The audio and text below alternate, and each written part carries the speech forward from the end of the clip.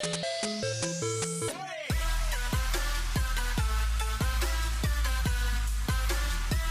up, everybody, and welcome to Around the Monitor for the week of May 7th. I'm your host, King Kaiser, and this is the weekly gaming news talk show where every point you make in the discussion is a point towards winning. If you are just tuning in, this is our 1,000 sub celebration episode. We finally hit 1,000 subs on YouTube. Thank you very much for your support and your continued support. But joining us once again this week, we've got Master Han Mizuki. By the power of the dodecahedron, I will win this game. We've got the Ace Attorney, Dapper Dastard. Now, with vest accessory. We've got the Snapshot Crackshot, the Fisher King. We're an hour and 3 minutes late. You don't get a bit this week. And the man with opinions that just suck ass. It's Ian. Always drinking the best soft drink, Mountain Dew. Oh my god! Can I ban this man from our channel? If you don't know, this is the weekly gaming news talk show. Every point you make in a discussion is a point towards winning. We talk through the week's gaming news. Everybody makes arguments for how they feel about it. If you make a great argument, I give you a point, and at the end, whoever wins gets to talk about whatever they like for a minute. Also, if you are watching the stream live, you can influence the show by using the channel points on Twitch. So please do that as well. We always start the show with a trivia question to determine the order this week, and one of the topics that featured is found footage of an old Prince of Persia game that was never made. My question to you all is, Prince of Persia: Sands of Time, that old game, how many copies did it sell? Who gives a shit? It's a fucking Prince of Persia game. Oh, Prince of Persia was good. Fuck off. I beg to differ. 2 million. Got 2 million from Fisher. I'm gonna say 1.4 million. 500,000. The confidence. Ian. 1.7 mil. You son of a bitch. The correct answer is gonna fucking blow all of your minds. It's 14 million. 15? 14 million. 14 million. Holy Why? shit. How? Yeah, fucking. That's why I was like, nobody's gonna get this right. Let me just. Why the fuck are there not more Prince of Persia games? Yeah, that's a good name- fucking question. The After a name while, might be they a contributing factor. And after a while, they started being terrible. Yeah, I think that was why. Well, So remind me of the order. I think Fisher actually goes first. He bet the highest number. Fisher, Ian, me, Dapper. All right. So let's go over the topics for this week. We've got, can video games expect continued success after the coronavirus lockdown ends?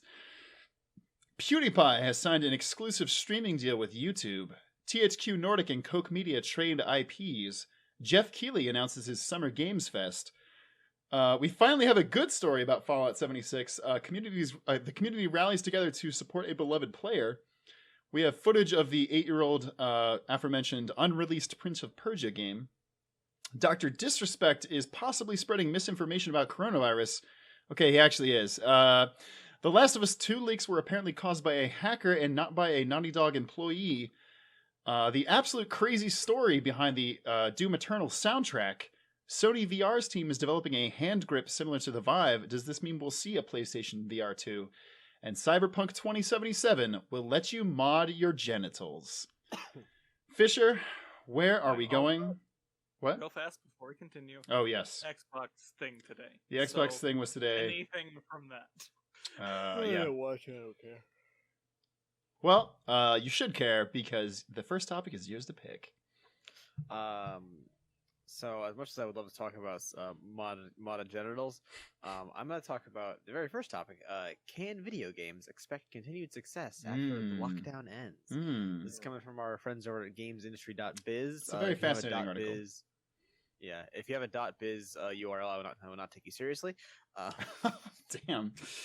Wow. It's one step above .pizza. So That's basically, I'll give you a point for that. That's a funny joke. basically the run of this article is games industry dub is reporting from a source. I believe it has to be pronounced Midia, MIDIA research. Basically, their analytics show and they believe that once COVID wraps up, the overall increase in revenue and interest in video games is going to drop. I mean, first of all, yeah, no fucking shit. When people have to go outside, they're gonna play less video games. No, fucking thanks, Chief. But that to say, this is wrong and stupid. I'm coming at you, Carol Severin. Dang. The main thing this polls is that they don't think that video games have lasting power when people aren't forced to stay in their homes, and they think that the increase to Twitch and all that shit is only a bump because there's really nothing else to do. That is obviously, of course, partially true. You have less things to do, you're going to do the things you can do more. That's just how humanity, that's how anything works. They could have legit said, if you pick all of the winning numbers in the lottery, you'll win. No fucking shit, dog. But here's the thing that I don't, this is done by media research. I don't know anything about these people, but I know the kind of people they are. This is a fucking business analytics company that pulls a bunch of fucking data to back up bullshit that people can use in board meetings. I've consulted people like this before. I know what the fuck they're talking about. I mean, I'm sure professionally they do. In this instance, they're dead wrong. Because here's the thing that they're failing to comprehend. Video games are fucking addictive. You got me on that one. Addiction is very powerful. We literally just stopped playing League of Legends. Wow, I was about to say, for example, after this stream, I'm going to go edit, but then I'm going to play League of Legends, a game I fucking hate. Because I haven't played it all day today, and I'm really itching. Oh my god. For some fucking League of Legends. The Lost One gives a point to Mizuki, who has made no points at all. This is fucking nonsense. Fisher, you were saying? They say like it's an overspend and everyone's investing too heavily in video games. I mean, I've been one to drag esports before, and like they're nowhere near ready. But like all of that money that was invested is still valuable, and all that money that was invested is still going to have a turnout when all this ends. So it's so fucking short sighted and stupid and fucking like daily stock market player to be like, oh, video games aren't gonna fucking last. They're literally going to keep rising until they overtake literally everything, every other form of media, because they're addictive and you get to shoot the things and there's sexy waifus in them. Hey, I mean, I rest my case. Can't argue with that logic. Yeah, I mean, video games have already they make more money per year than movies already, so. It just reeks of like some fucking stock bro who's like, video games are just a fad. Don't worry about it. Invest in fucking the tried and true oil. It's like, just fucking shut the fuck Dude. Mizuki has got another point before he's even had a chance to speak yet. I'm a little worried how this is going to go for the rest of the thing, but as soon as you did that, it's just whoever has the most people that voted for them is the winner of this game. We'll see, because they will get all the points. Yeah. Next up, I believe, was Ian. Correct? I feel like that's right. Yeah. Lost One, for the record, you can't give more than 1 point to one person. Okay, you're just spamming all your points on Mizuki. Ian, what would you like to talk about? I want to talk about Cyberpunk. All right. Tell us about that Cyberpunk. I really like this. Cyberpunk 2077 is letting you customize your genitals. Something we've always wanted. Yeah. This is so cool. For one, it's so cyberpunk. Like, come on. Yeah. Customizing everything. That's like the most cyberpunk thing. There's a lot of things that are cyberpunk, but that's up there. Yeah, so this story is comes out of the ESRB's rating for cyberpunk. There's going to be a lot of sexual content in this game. They say it's going to be, it's not going to be full-on sex scenes, but you can brief opening, a face moving towards a crotch. So, as you can expect, this game's getting an M rating. Honestly, a little surprised not getting a adult-only rating. Because the fucking ESRB has no backbone and they don't give a shit. Yeah. AO is basically just if it's full-on porn. That's true. And this isn't full on porn. It's a cyberpunk game. It's softcore but- porn. And so back to the story at hand. Yes. If you've been following the release cycle of this game at all, a couple months ago you're going to be able to use any pronouns. There's Mhm. a lot of pronoun customization, especially they/them pronouns. And now we can see, because listen, I don't feel like I need to say this, but trans people exist. Turns out they are a They thing. Yeah. And My they research is play- coming back to me. and having one of the biggest video games out there, the biggest upcoming video games here, recognize that and recognize that these people exist, especially in fucking cyberpunk. Hmm. It's cyberpunk. That is the name of the yeah. game. On the other, or continuing on that, who else exists is intersex people. Mm-hmm. Intersex people of various varieties, and so what this story is really is in the character creator, there's not going to be gender options. Hmm. You can't say male or female. It's not going to ask you right at the beginning. Instead, obviously, as I said, you can customize your pronouns. Also, you can customize your secondary sexual features. So we've seen in games for a while, at least most games, most good games that have a character creator have let you, put a beard on a lady or have long hair on a man. Some games still don't, and fuck those games. If you have a character creator and you have gender locked options, fuck you. Hmm. But this is, you can say I want boobs and I want a dick. I mean, who you can doesn't? you can customize your ass. You can customize all sorts of things, all sorts of secondary sexual features, which I think is the absolute coolest thing. Yeah, There's one more thing. Take it away. Yeah, sorry. There's one more thing I want to talk about here, which is this game was going to get an M rating with or without this. Obviously, Oh, for sure. It's For sure. a shooter. It's a shooter, and it's got sex. I just want to briefly go off on a tangent about, and this isn't a hot take. I've got a lot of hot takes. I don't Oh, think no. that's super Guys, hot. watch out. Ian's going to give us his opinion. Get the memes ready, boys. Get the Hang memes on, ready. I've got the image ready. Ian, take it away. I just fucking hate pretty much every form of age rating in a lot of terms, especially considering sex, especially considering even more so swearing, profanity.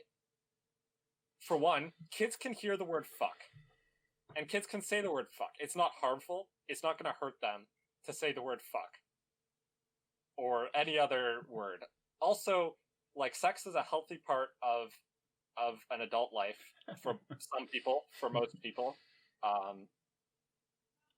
It's something that happens and is, for the most part, a good thing.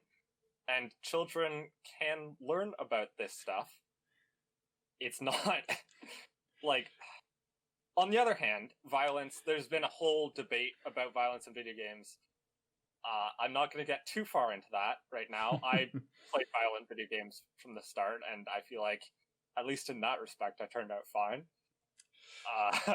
But I don't know. It's up in the air, Ian.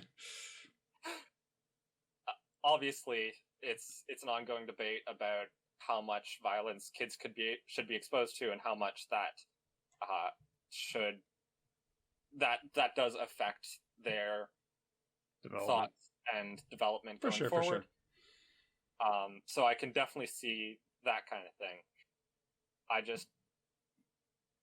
I think the vast majority of ratings, in terms of the ESRBs or the movie thing, I don't know what it's actually called, is at best prudish and at worst just overly sheltering of I think people. the I think they have been moving in a more laissez-faire direction, but it is the MPAA, right?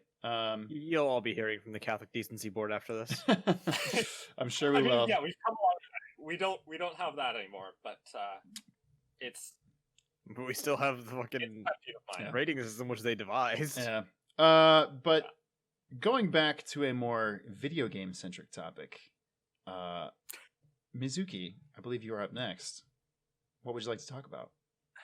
You know, I'm going to talk about the clusterfuck that is the Doom Eternal soundtrack. Yeah, this what is the fuck, it's dog? such a wild story. I thought about doing a video on this because I think it's crazy, but It's just so much though, and it's all just weird back and forth bullshit. This is, shit it is. is wild, and I think I can sum it up real fast. Okay, So please. let's go with this.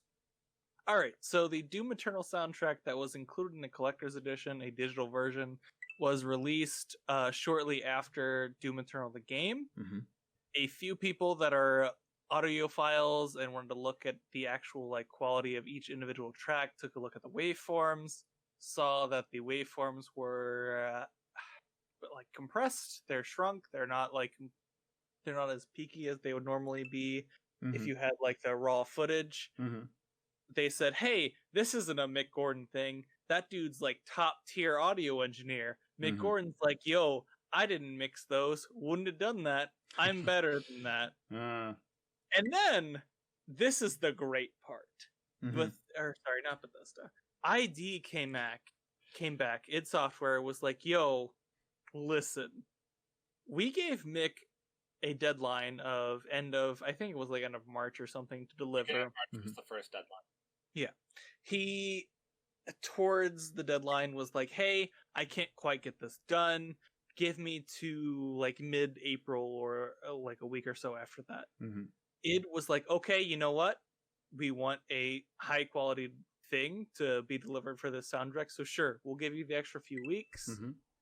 We do have to keep in mind that there are FCC and other countries' equivalent commissions that monitor consumer rights that would kind of squash this collector's edition and allow for refunds if we don't deliver this within a certain date. So we'll give you to some degree in April, but after that we can't give you any more days. And at the same time, they had their audio engineers start to mix tracks using the compressed audio that they used for the game. Mick delivered, I think, enough tracks to meet his contractual obligation, but not as many as he promised for the soundtrack. So id used the tracks that their audio engineer mixed with the compressed audio. And a bunch of people on Twitter were like, yo, this audio is compressed, this isn't as good as it should be, this isn't what we expect from Mick Gordon. Mick Gordon threw shade at fucking id, saying, yo, I wouldn't have mixed that, this isn't what I would have done, blah blah blah, I won't work with id again. And id just fully put it all out there on a Reddit post, and I believe a blog on their own site too, that pretty much put out the entire timeline of everything that happened. Where they're like, here, these are the dates. Mick missed this date. We gave him time. He delivered what was required, but not what he said would be delivered. So we put out the compressed tracks. I'm not as anti-corporate as Ian, obviously, but I'm pretty anti-corporate. And this, I have to side with id on, because they for sure were pretty much like, hey, here's your date. If you don't hit it, we're gonna do this. They did exactly what they said they would do. They even gave Mick Gordon the tracks that they were going to put out, saying, here's what we're gonna do. This is what our guy mixed. And he still threw shade at the people that contracted him. If that is not the dumbest fucking thing I've ever seen someone do, and will probably hurt their employment throughout the entire gaming industry for the next however many years, I'm an idiot. If that doesn't hurt Mick Gordon, it won't hurt him in the slightest, by the way. It will because people want to be able to put from the composer of Doom in their fucking trailers. I don't think they care that much on Composer for video games. If it were some other medium, I think that would be Some very horny true. dogs do. Some horny dogs do, but I don't think it's enough to actually get Mick Gordon the amount of money he would make from fucking id Software for doing another Doom DLC or Doom game. Like, he composed the entire game pretty much. And I won't knock him. He is a fantastic composer and is one of the best when it comes to the hard-hitting Doom soundtracks. The Doom 2016 and Doom Eternal soundtracks are some of the most appropriate game soundtracks and slap-in game soundtracks that I've ever heard, having played both games. But if you dick over the people that hire you to a degree that's like unacceptable, there's a degree at which you can dick over your employer and it's okay. This is an unacceptable degree of that. I mean, I've worked a shitload of contracts in my professional career. The number one rule: don't promise something you can't deliver. And then go dunk on your employer. Yeah, I was gonna say, don't then dunk on them. You can be honest and say, hey, I wanted to mix this whole soundtrack and I didn't have the time to mix it. Or that's fine. And that's okay. Most people, especially because Corona's happening, there's a bunch of shit going on. They'll be like, you know what? Fine, sure, you get a free pass. He didn't take the free pass. He instead shit on id, which was the bad decision here. Yeah, it's The compressed audio that they put on the soundtrack was, and it says in the story, basically that's what they get as the game. Yes. Game audio, so that can be mixed by the game's engine, together with all the internal stuff that the game's doing. Yeah, they use the compressed audio. They use the compressed audio to both reduce hard drive space and to make it easier to incorporate the music based on things that happen within the game. If they use the full soundtrack, it's a lot harder to load that in and have it come in not choppy. Yeah. That, and just it's less mixed so the game can mix it itself. Yeah. Yep. So they mixed that minimally with their in-house guy instead of... Which... The in-house guy didn't even have access to the raw recordings because Mick had those, which is fucking insane. Yeah. And that part falls on it. You own those files, get them. And, well, I imagine they don't own those files, but I imagine going forward, they will own those files. Yep. Yeah, if they don't buy them, if they don't make sure they have those, they get priority ownership of those files, they're idiots. That's wild. Or they were and I don't say this lightly, being decent human beings and make that's them. true. Dapper, you're up next for the final topic of round one. Which one would you like to talk about? I want to talk about the man who's on the quest to make himself the public persona of gaming. That is Mr. Geoff Keighley. Yes, tell us about Mr. Keighley and his Summer Games Wild Fest. ride. So Geoff Keighley announced a little bit ago that he was putting together something called the Summer Games Fest to help deal with the fact that all in-person live events have been canceled, obviously, due to COVID-19. And what Summer Game Fest is basically, he has worked with a crap ton of devs and publishers. Pretty much all the big names are there: 2K, Bethesda, Blizzard, EA, Microsoft, yada, all the big ones. And basically is trying to put together as many of them to do their digital events under this the Summer Games Fest banner. Basically trying to make it so there's a one-stop shopping for all the myriad of digital events that are being used to replace the fact that we can't do any E3s, Gamescom, DevCon, whatever different things have been canceled. And overall, I actually think this is a pretty cool idea. What I honestly want to more reflect on is how I opened this, is the fact that Geoff Keighley is straight up on a one-man campaign to make himself the face of video games. Yeah. I said in the Discord earlier this week, I was like, I think by this time next year, we will call Geoff Keighley Mr. Video Games. No, I will never do that. Fisher's acceptance of the fact or not. Geoff Keighley is 40 years old. He has been working with video game awards since he was 14. That's back wild, in '94, the first ever broadcasted video games award. He helped he helped write the lines for celebrities to say during the show. And now And, presenting like, Chick Quattro Man. Like, it wasn't any good, but he was doing this at 14.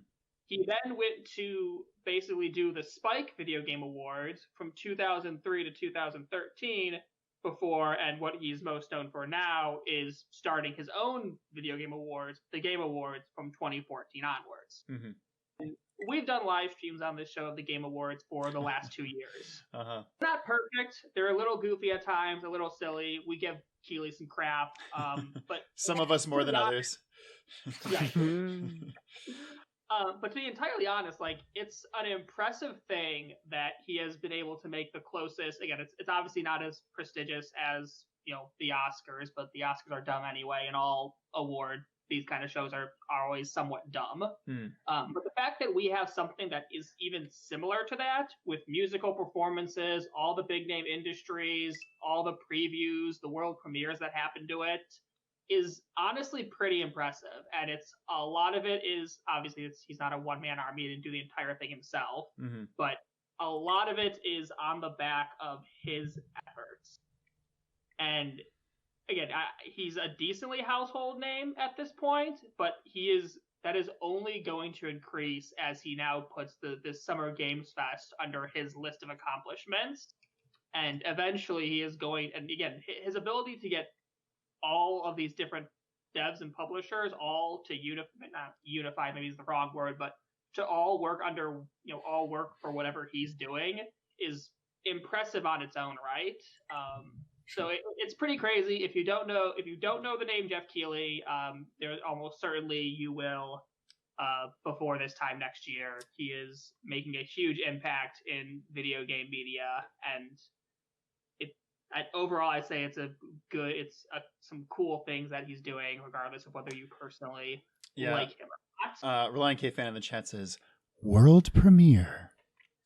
But no, it is. Reliant K fan is right. It is really true. But no, it's wild. And two, with Summer Games Fest, I think this time next year, Xbox has already confirmed they're not going to E3 next year. Who knows? I think Summer Games Fest might overtake the importance of E3. So again, we've talked about on the show a million times how these digital events are smarter. So if they do a unified string of digital events, I would totally think that would overtake E3 within the next couple of years. Absolutely.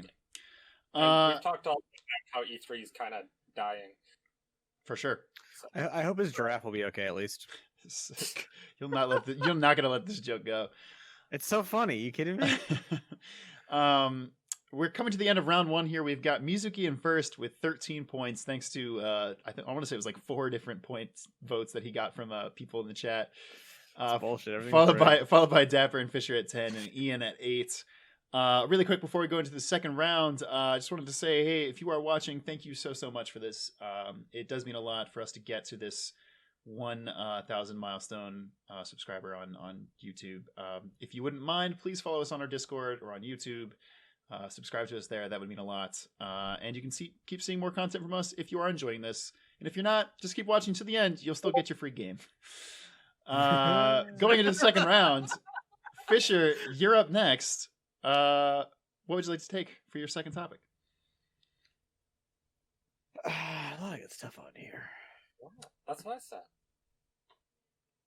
Let's talk about THQ Nordic and is it? Do we know is it Koch or Koch Media? I think it was Koch, like Coca-Cola. That was Cook. Man, there's so many ways to pronounce that word, that name. Yeah. Is this related to the Koch brothers? Yeah, it's Koch. I think so, but I don't think it's them directly. I think it's like a company they own, but like I don't think it's like directly their thing. A subsidiary. Yes, thank you. I couldn't think of a subsidiary. So THQ Nordic and Koch Media trading IPs. Mm-hmm. The actual IPs in question are Red Faction and what was the other one? There's a lot of them. I couldn't tell you with the article. Painkiller. Koch Media were those two, yeah. And then THQ Nordic apparently got a lot of stuff in return. That it's not clear exactly all the stuff they got. Risen is one of them. You guys like Risen? I have played one of the Risen games. was- It was very okay. I never The played list Risen games. is, so the list is Risen, Sacred, Rush for Berlin, Second Sight, and the best one, Singles Flirt Up Your Life. I only know Risen out of this, but it sounds like THQ Nordic made a great deal. It was an MMO without any multiplayer. Yeah, that's true. Okay, anyway, no one cares. All right, so just I don't care about this trade. Giving up Red Faction's dumb, but if you're not going to do anything with it, that's fine. I do want to talk about the implications of trading IPs I like this. the video games industry, because that seems illegal and weird, but is bonkers, like huge. This is reminiscent to me of when Bungie decided, we don't want to work on Halo anymore. So rather than transfer the rights, they made a new studio under there, and this is where we're gonna put our reject kids. They can fucking make Halo for the rest of the fucking eternity. And 343 Studios is born. But the idea of like major companies trading IPs can actually be huge, because there's a lot of IPs that companies just hold on to and don't do anything with. F-Zero is a great example of this. It's just hanging out in the fucking Nintendo vault. They're never gonna do anything with it ever again. Nintendo has a ton of IPs they just sit on. Oh, yeah, God. exactly. Well, Nintendo's never gonna give any of them up because they're Nintendo. No, but other companies we'll might. never see another Advance Wars game. Rip. Yes, correct. But God damn it, Zach, every time. Sorry. The implications here of what we could see, like if I'm a dev and I have a franchise I just do not care about, Prince of Persia. Once again, we talked about that. They made a game in a while. You can just trade it off to another company, either for money or for some assets or for another game franchise. And then you've just you've opened up a huge thing for both yourself and for other game companies to make new shit, especially with franchises that have fan bases already built in, which you can be a great selling point. Like if I'm a destitute company, if I'm going out of business, like I want to get rid of Worms or whatever the fuck, like that's a huge markup of like, here, before we shut our doors, buy Worms off us, best offer. What are we doing here? Absolutely. There's not much precedent behind like just flat out trading IPs and this is the bartering system, but in video games. But like THQ Nordic's whole thing is, we're going to hold on to a bajillion different franchises until we eventually own your childhood. Like aren't they the ones remastering the fucking SpongeBob SquarePants game? They are. Exactly. Like, it's fucking brilliant. And now all they have to do is wait for someone to want something from them, and then be like, "Oh, okay, here, we'll give you 700 of our 6 million IPs that we have. give us give us Metro, give us not Gears, give us like a mid-tier fucking shooter game." Yeah. And like that's an upgrade. This is the RuneScape equivalent of trading up from nothing. until you have something worth value. I think it's brilliant personally, because they don't give a shit about any of these franchises, but they'll happily profit off of them at some point. For sure, I believe so. Yeah. Oh, it's 8chan. Reddit AIs. Oh yeah, this is true. I'd argue yes. Shoutouts to Mark, by the way. Mark, I guess my boy Mark. Fucking Mark, dude. Mark. Alrighty. Ian, you're up next for your second topic. What would you like to talk about? Yeah, I want to talk about a really nice little story here. Fallout 76 fans. The title of this article that I'm going to be talking about is Fallout 76 fans rallied to support a wasteland legend after tragedy. I really like this story. It's a cute little thing. It's a fluff piece. It's possibly the best thing to come out of Fallout 76. I would agree. Yeah. Definitely. Waypoint Vice Games published an article that Fallout 76 Wastelanders is the best Bethesda Fallout game. That's a bold statement. They're wrong. I haven't played Wastelanders, but I respect those guys, so maybe I need to check it out. Check it out. So, this story. There's this guy, streamer, a Fallout 76 community member. He plays on PS4, named CJ Martin. Actual name Brent Fairchild. Mm-hmm. And he role plays in Fallout 76. He role plays as a doctor. Mm-hmm. So every time like a bomb drops, every time there's a big battle somewhere or whatever, there's going to be just outside the blast radius, just outside the battlefield, CJ Martin and his little crew set up a little paramedic tent, which I just love that. You know, give out some rat away, give out some stim packs or whatever, heal up after the battle.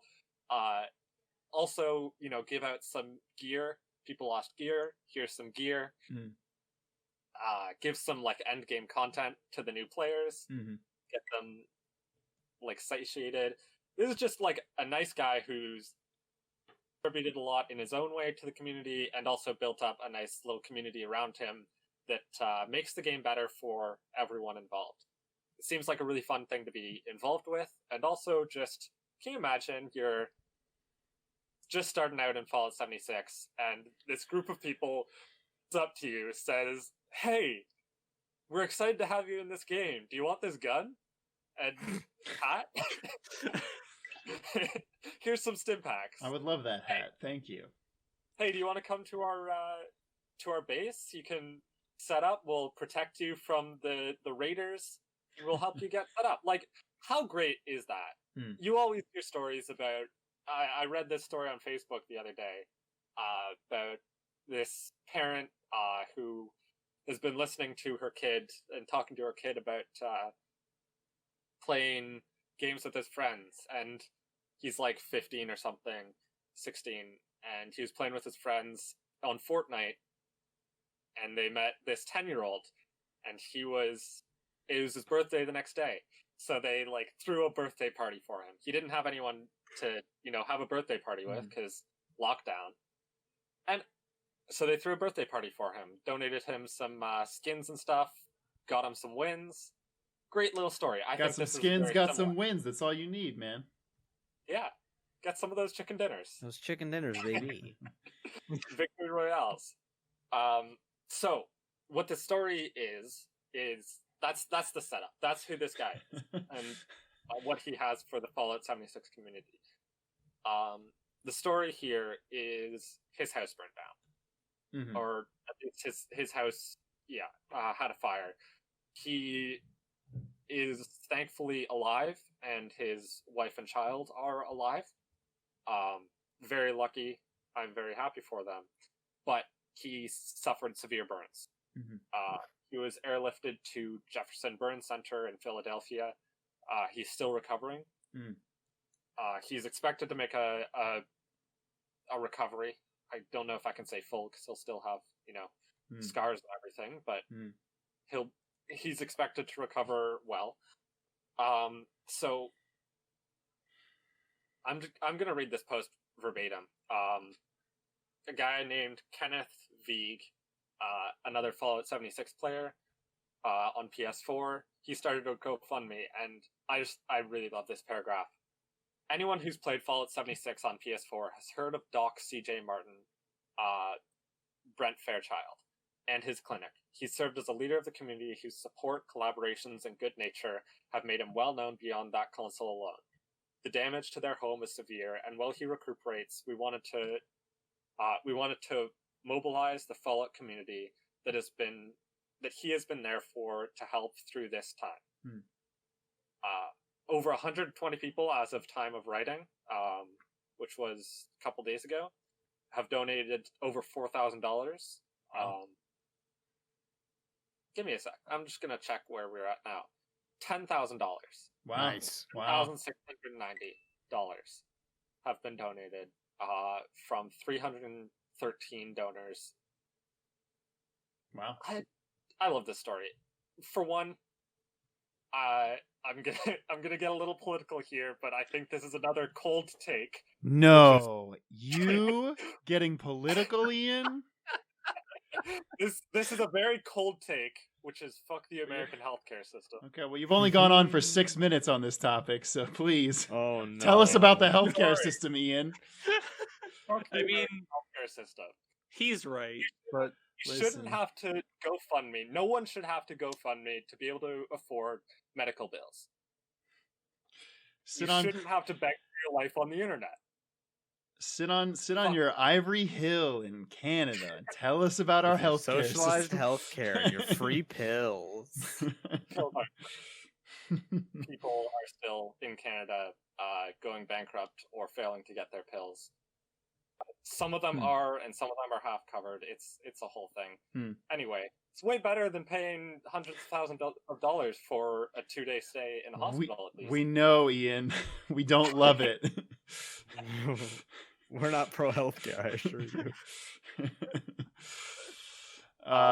Do you have anything to add to this topic? That's the story. I don't have anything. Okay. I will say this is the best bit of it's kind of fucked to say, but this is the best bit of PR I've heard about Fallout 76 yet that made me actually want to play the game. It's true. Because it's easy to rip on the fucking big corporate evil monsters, but then sometimes you gotta at the end of the game. This is a game where people are playing a video game and having fun. How dare they? How fucking dare they? Next up is Mizuki. Where would you like to take us for your second topic? All right, you know what, Dapper? Which one do you want? Because I will pick outside of that. Because I have 3 I want to cover. You're muted. You're muted, Dapper. I still have 2 I can talk about. So just go for whatever one you want. Everybody's so conscientious now. You know what? We'll cover the Xbox conference because I was on that one. I could have sworn you were going to talk about PlayStation VR, but please. I was gonna talk Last of Us. This was my second choice. Okay. And yeah, nobody's talking about the Last of Us leak. Wild. I don't care about Last of Us anymore. I'm over it. I really just don't want to curse ourselves. Yeah, Okay, good so the Xbox third-party presentation was earlier this morning. It was really good, and then it wasn't. That is my overall feelings about the conference. So they had a fantastic showing of a bunch of indie and smaller third-party games. They had the Medium from Blooper Team that did Layers of Fear. They had a bunch of, honestly, games from people I've never fucking heard of before. That's true. That looked, they looked really interesting, and they're Xbox Series X enhanced. They're presumably going to be at or near launch. There were a ton of games that looked really good. There was also Dirt Rally 5, but there were a ton of games that looked really good. So there was a ton of games that looked really good, and then a game that looked great. There's a game that looked fine compared to current gen. So, Xbox did both a really good job and a really bad job with this presentation. They did a really good job at spotlighting a bunch of studios that would not normally be spotlighted with this type of presentation. They wouldn't get the time of day during the E3 conference. They would be part of a sizzle reel, and that's about it. So at that point, Xbox did a fantastic job with this presentation of showing a bunch of games that we normally would see 3 seconds of during a sizzle reel and then disregard for the rest of the conference. At the tail end, they spent 10 or 20 minutes going through Dirt Rally 5 and another game that I don't remember. The Medium, actually, which I was excited for with the trailer and then immediately not excited for with the 10 minutes they spent with a dev. So, they're really close to greatness here, and they fucking shot themselves in the foot like Barney Fife. They were really close. Nice Barney Fife reference. More of a Floyd the Barber. They did. I'm just really upset because they did a really good job of showcasing third-party devs, and they did a terrible job of following up on that showcase. So the showcase had a bunch of very interesting games that I would have liked to seen, even 60 seconds with the dev explaining what the fuck the game was after the trailer. I mean, and instead They spent 5 minutes with Dirt Rally 5. I mean, I'll say this. Hey, listen, man. At least they showed us gameplay of Assassin's Creed Valhalla. That's what I was going towards next. So Ubisoft teased that there was gameplay footage coming from this Xbox quote unquote conference presentation, whatever. That was in-engine footage, not gameplay footage. Fuck off, Ubisoft. What the fuck? Well, they also Everyone mentioned thinks they're fucking slick. Like they're gonna get away with shit. They're not slick. They said They're it too. not at all. Afterwards, the Xbox guy and the guy from the dev team on Assassin's Creed Valhalla, they were literally like, "Wow, that was some great gameplay footage," and I was like, "Yeah, we're glad that we could share this gameplay with you." And it's like, you didn't share gameplay. That quote-unquote gameplay footage, which was gameplay cutscenes for the most part, which, okay, let's be realistic here as fellow people that play video games. I'm not even going to use gamers because that's inaccurate here. Right. Fellow people that play video games, that was not fucking gameplay footage. It wasn't. It was in-engine footage. Let's actually be specific about that. I have more respect for Ubisoft than most large third-party developers, and let me tell you, that respect went from like here to here with that quote-unquote trailer that they showed that showed literally nothing from the cinematic trailer that they showed just earlier this week or last week. Just watch the cinematic trailer, get the same gist, and move on with your life instead of watching their quote-unquote gameplay trailer from this conference. So let me tell you, Ubisoft, don't be a dingus. If you're gonna say gameplay footage, show gameplay footage. Don't show an engine footage. They're different. You know they're different. You know most of the consumer market knows they're different. Just know what show video the games difference. Don't be assholes. You heard it here first, Yves Guillemot. Don't be a dingus. Don't be a dingus, Yves. You must be on Good and Evil 2. They'll never do it. Sorry. Dapper. Dapper, you're up with the final topic of the night. Please bring us home. All right, this episode's been going on way too long. It is. Everyone's been taking 5 minutes on their topics. No, so I'm going to move us real quickly just through some life advice to people. Oh, what Real topic is quickly. this? I feel like I know. Stop supporting garbage people who are content creators. Okay, that is my life advice to you. There are two topics on here. One about PewDiePie signing an exclusive streaming deal with YouTube. Spoiler alert, PewDiePie's a garbage person. Okay? Your stupid fake apology does not make up for the fact that you paid people to make a sign that said kill all Jews, laughed about it, and then monetized the fucking video. Your apology is bullshit. You are an asshole. I cannot believe you two gave him a streaming deal. Holy crap. The other article is Dr. Disrespect spreading misinformation about the COVID virus. You know why it's so easy for Dr. Disrespect to do his persona? Because he's actually a dick. That's not a persona. That's just probably actually how he is. He's actually most likely a douche. He's not faking it. Just a douche. So yeah, he went on and decided to share one highly debunked COVID-19 study, and then two, decided to put another article on how 5G is causing COVID, which is just really stupid. Really incredibly stupid. And yet he has like 4 million viewers every time he streams. Like, damn, I know these people still like make entertaining shit, but I promise you, there are equally as good content creators who aren't giant turds of human beings. Try and find them and support them instead, and just do slightly better than people like PewDiePie and Dr. Disrespect who keep getting. Oh no, Dapper. Am I like? What? Dapper's fine on my end. Yeah, he's good. Okay, Yeah. I'm just lagging. I'm sorry. Okay, no problem. So yeah, just try not to support content creators who constantly get in trouble, constantly make fake, non-sincere apologies, and constantly get a million chances to keep being douches. And casual reminder, Dr. Respect has both abused women and cheated on his wife. Great guy. Great And guy. committed a literal felony Yes, filmed in a bathroom. on camera.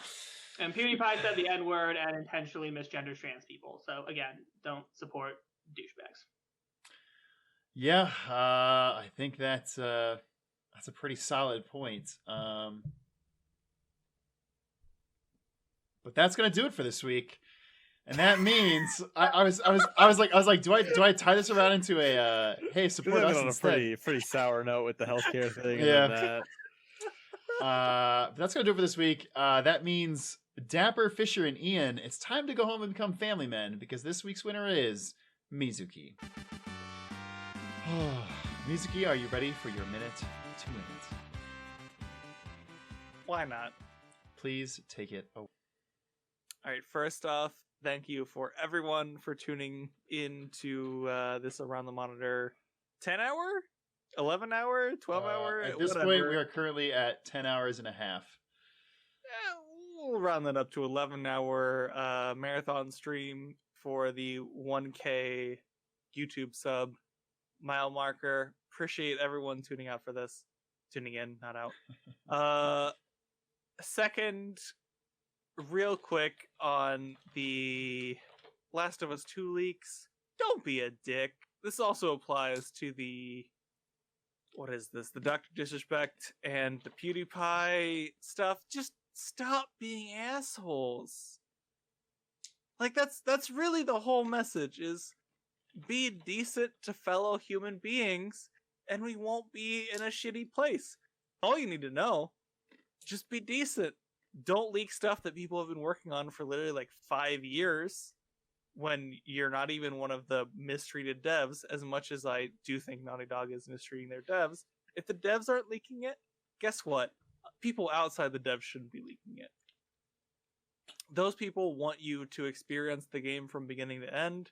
They want you to get all of the context around the ending.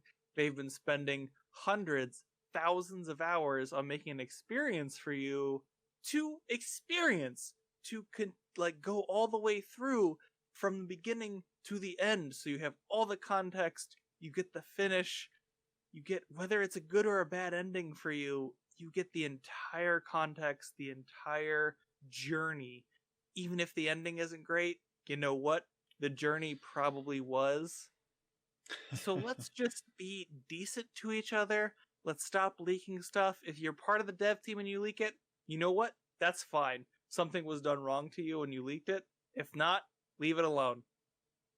Just leave it alone. And don't film people in bathrooms. And don't call people the N-word or be anti-Semitic. Problem solved. Yep. Yeah, just be decent. I think that's a good note to end on. But again, to echo Mizuki, thank you so much for watching this. If you are subscribed to us on YouTube, thank you very much for helping us get to this point. And we'll just do a quick wrap up here, and we will give everybody. Can't believe at the end of The Last of Us is actually not the last of them. God damn it. That's going to do it. We're going to add a cutoff here, but thank you all so much again for watching. And until next time, this has been Around the Monitor. Schwing.